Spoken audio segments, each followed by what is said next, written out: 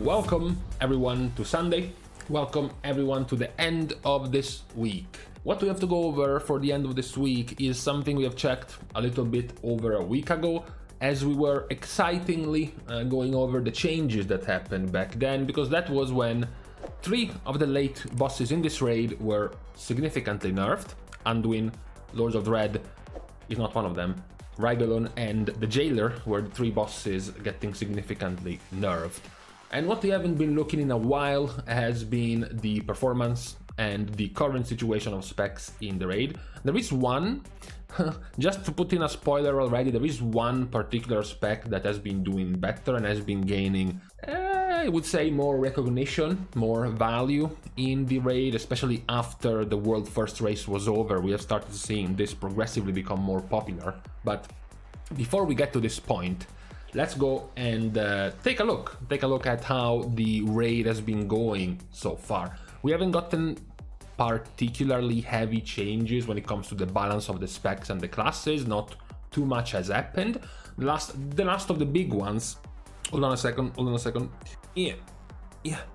The last of the big ones were the nerfs to the AoE of survival and destruction, but of course, as these were nerfs that impacted when you were fighting more than 8 targets, you know, it wasn't too impactful in the raid, because it's not often you're gonna be fighting that many targets anyways. So last week the situation was this one right here, and most of the stuff was reminiscent of what we have seen for most of the tier, particularly the surprises on both ends. We have pointed this out, how this looked like one of the weirdest top 6 DPS results in a while, perhaps ever. Seeing Destruction, Demonology, Elemental, Enhancement, Survival and Frost Death Knight all towards the top, all at the top, is a very weird ranking of DPS essentially. It gets even weirder when you go at the bottom, because at the bottom you have Balanced Druid, you have all 3 mage specs are lingering at the bottom, both of the warrior specs are lingering at the bottom. So it is quite unique, it is quite special, the situation we had. What has happened right now is that the 2 warlock specs are still dominating at the top, being the most overall effective DPS specs in the raid. Towards the top we still have similar specs compared to 1 to 2 resets ago, because survival is still there together with the 2 shaman specs and frost. The 2 new entries joining in, rising a little bit more than what we had last time we checked this, are Unholy Death Knight and Havoc Demon Hunter. Both of these specs are also now towards the top. Still, we continue to have the surprise, so to speak, of Retribution Paladin being towards the top half of the rankings, together with, at this point, the surprising surviving spec of Rogue, which is Assassination. We have looked for a while at how the Rogue specs were doing very well. This was back in Sanctum, and then particularly even at the start of this tier, Subtlety was still doing quite well. Now, however, it seems like Assassination is the remaining one of the 3 rogue options. Worth mentioning, since we touched on Sanctum, remember my constant reminders and complaints about the state of the DPS at the top in Sanctum being very, very melee heavy. We had basically nothing but melee with the exception of a Balanced Druid.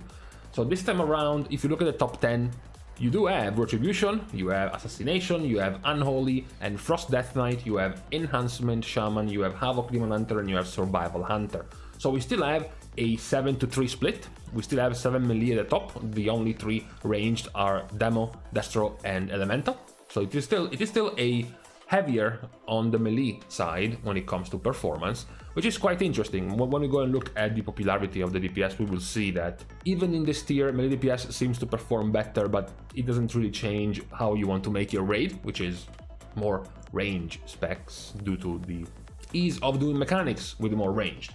Now, what about the popularity compared to how the specs are actually doing? Talking about the difference between melee and ranged, when it comes to popularity, you still have Balanced Druid, you still have Marksmanship Hunter, Demo, Warlock in the top 5.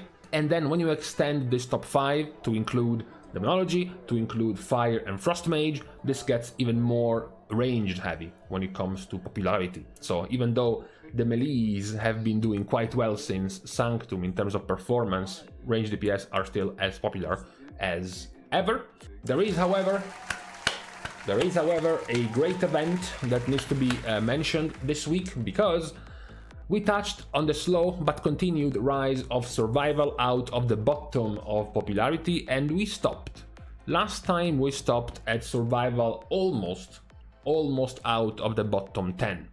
But now we have finally gotten the milestone, the achievement for survival, because survival is now officially, and by quite a healthy margin, officially out of the bottom 10 DPS specs. So a round of applause and congratulations to a spec that has been very often forgotten in their play rate when it comes to raiding and when it comes to post-rework, post-melee rework in Legion. So definitely a successful tier for survival. We will see if it will continue next tier, and more importantly, if it will continue in Dragonflight to have them as a viable spec.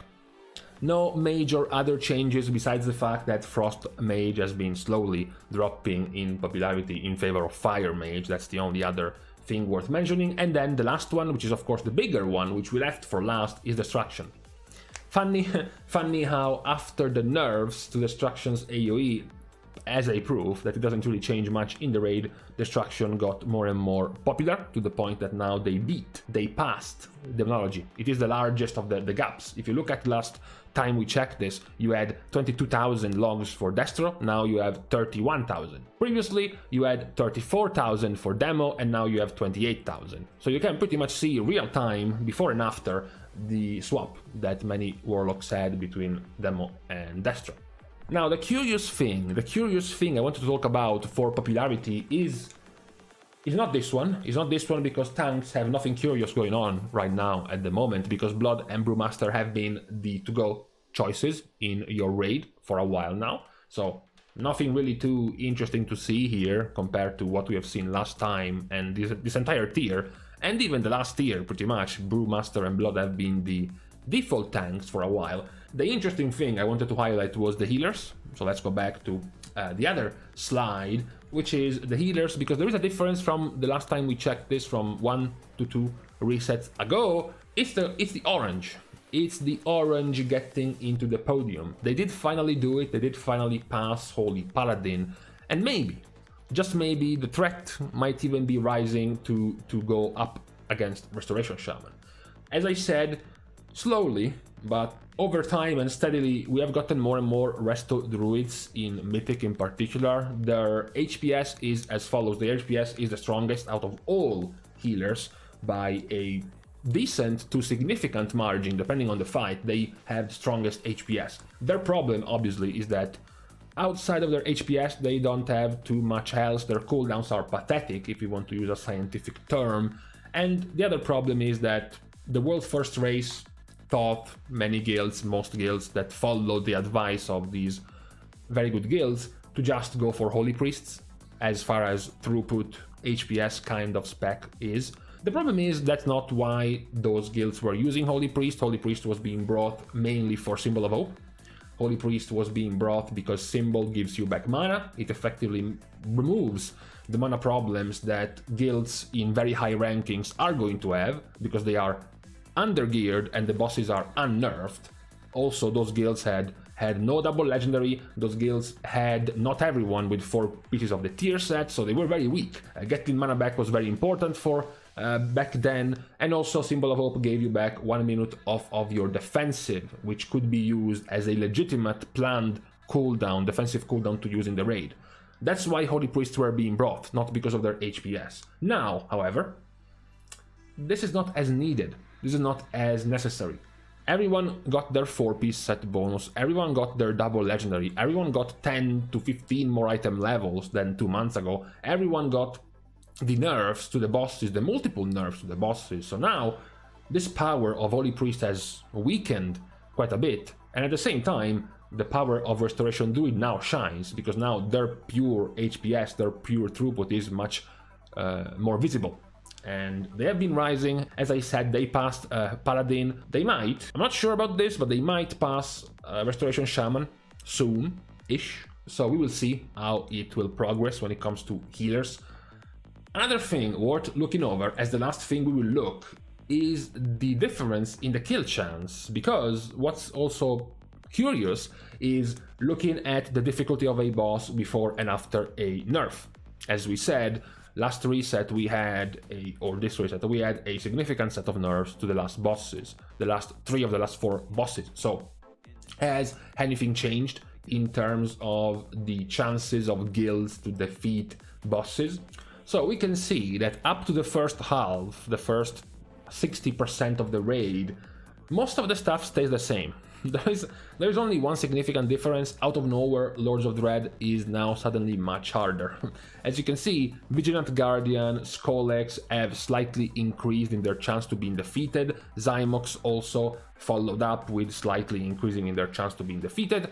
Prototype Pantheon and Dosen also slightly increased. The only difference is that Lords of Dread, out of nowhere, goes from a 9.5% chance to defeat it to a 6% chance. So quite a significant drop. Now, Lords of Dread comes right after Anduin. So perhaps before the nerfs, only the good guilds that defeated Anduin got to kill Lords of Dread, so they had a higher chance to defeat it. Now, Anduin getting significant nerfs had many guilds be able to defeat it, and now faceplant on Lords of Dread for a bit more wipes. That might be the key, the angle to look at this change of difficulty for Lords of Dread. The top 4 of the raid are Rygalon, Halondrus, Jailer and Anduin, and this has remained the same even post-nerf. Rygalon has increased in chance of being defeated slightly. We have the Jailer that has also increased slightly, actually significantly, in terms of chances of defeating it. And lastly, we still have the most difficult one being Anduin. In fact, Anduin went up by quite little even after the nerfs. Now, one thing that can help you gauge why exactly these can be perhaps a little bit counterintuitive is the number of wipes. So the number of times this percentage is going to be affected, and these are the amount of pulls, total amount of pulls in the last couple of weeks. You can see that Anduin is by quite a large margin. Anduin is the biggest block with 177,000 parses of Anduin, followed by the 104,000 of Halondrus. You know, this of course gives you a good idea also on where the guilds are currently, because you can see only 40,000 parses on the Jailer, similar to the 47,000 parses on Skolex. Meanwhile, the Anduin being a very big block for guilds. So this many guilds progressing on Anduin for that long means it's likely that its kill chance is brought low by the sheer amount of wipes that people are currently having on Anduin. So perhaps as we go deeper, the nerfs are going to have a larger effect, but for the moment, Anduin still proves to be the harshest of bosses overall for the entire player base. Perhaps that title was of Alondrus before the nerfs to Alondrus, now definitely has gone to Anduin for the moment. So this was our recap of what's been happening in the raid since the last time we checked.